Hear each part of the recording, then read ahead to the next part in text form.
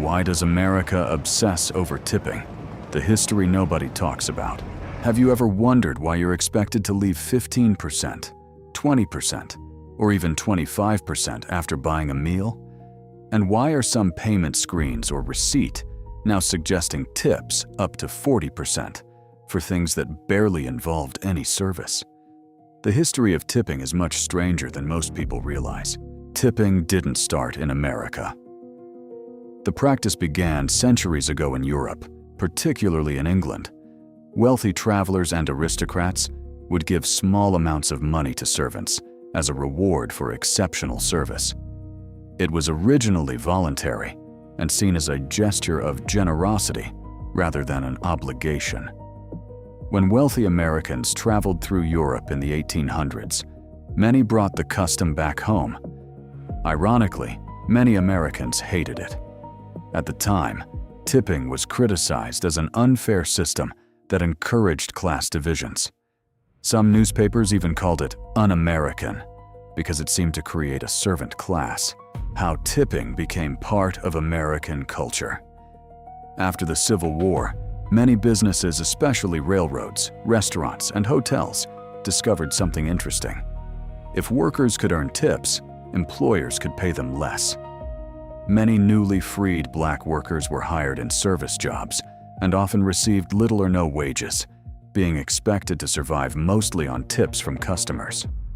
Over time, tipping shifted from being a bonus to becoming an expected part of workers' income.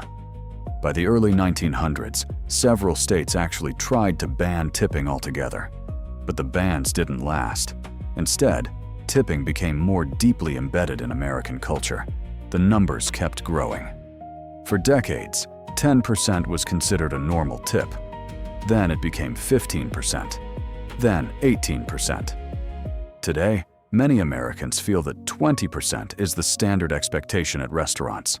And now, digital payment screens have changed everything. Customers are often presented with large buttons suggesting up to 40%.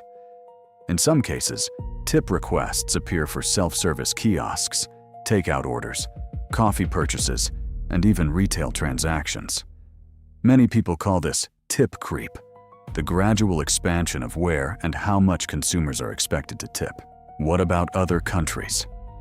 The United States is unusual when it comes to tipping. In Japan, tipping is generally not expected and can even create confusion. Excellent service is considered part of the job, not something that requires an additional reward. As a result, visitors from abroad are often shocked by how important tipping is in the United States. Supporters of tipping argue that it rewards excellent service and helps workers earn more money. Critics argue that employers should simply pay higher wages and stop relying on customers to subsidize payroll. Others feel that tipping has expanded far beyond its original purpose and that consumers are increasingly being pressured to tip everywhere they go. So here's the question: should tipping remain a major part of American culture? Or should businesses pay workers enough that tips become truly optional again? And what's the highest tip percentage you've ever seen suggested on a payment screen? Let's hear your thoughts.